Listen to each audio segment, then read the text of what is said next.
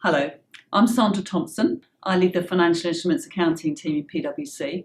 I'm here today with Hannah King, who's a member of my team. We're going to talk to you about the new Basel guidance that came out in December about credit risk practices and particularly how they apply to an expected credit loss model. So Hannah, what's this guidance about? Well, Sandra, as you said, it's all about the new expected credit loss model, which was introduced in IFRS 9 and is a remarkably big step change from the existing incurred loss model we have at the moment. Now, the Basel document provides supervisory guidance on sound credit risk practices associated with the implementation and ongoing application of this new expected credit loss framework. As you said, it's a big change for some of our clients, but who is this guidance for? Well, the Basel guidance is primarily aimed at large internationally active banks, but it may also be relevant to other large and more sophisticated banks too. So it sounds like if a bank's not sure if the guidance applies, it'd probably be wise to talk to their local regulator and see the extent to which it does apply to them. Yes, definitely. And what does the guidance say?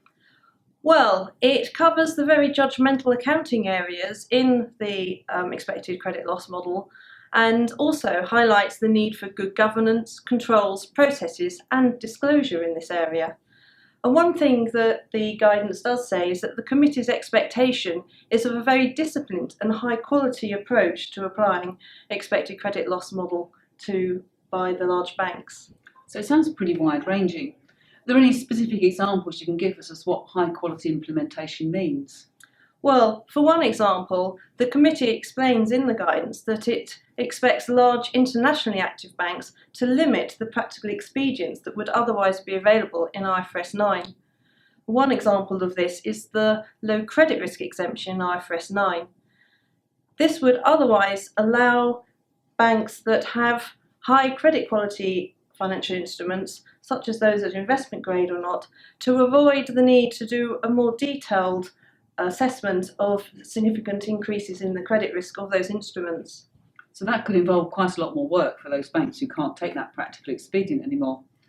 I know there's a lot in the guidance. Is there perhaps one other point you'd like to highlight for us? Yes, forward-looking information is particularly emphasised in the Basel guidance.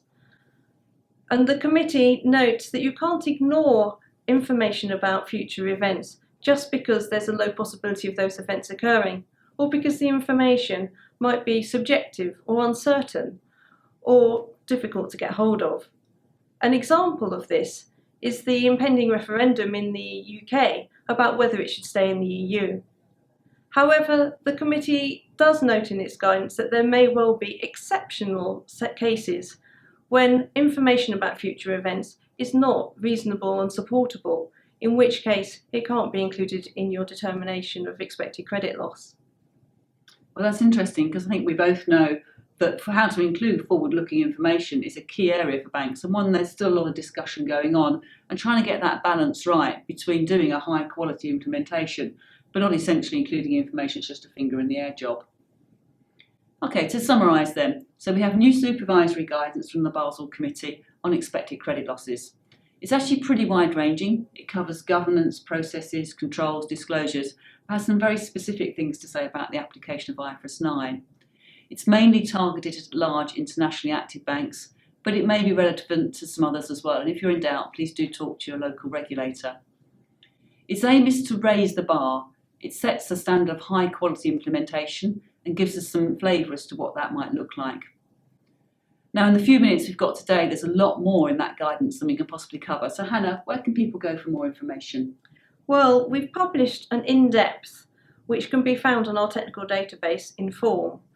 And this in-depth summarises the key accounting areas that are covered in the guidance and also gives some insights as to what they might mean in practice. Thank you. And thank you for listening.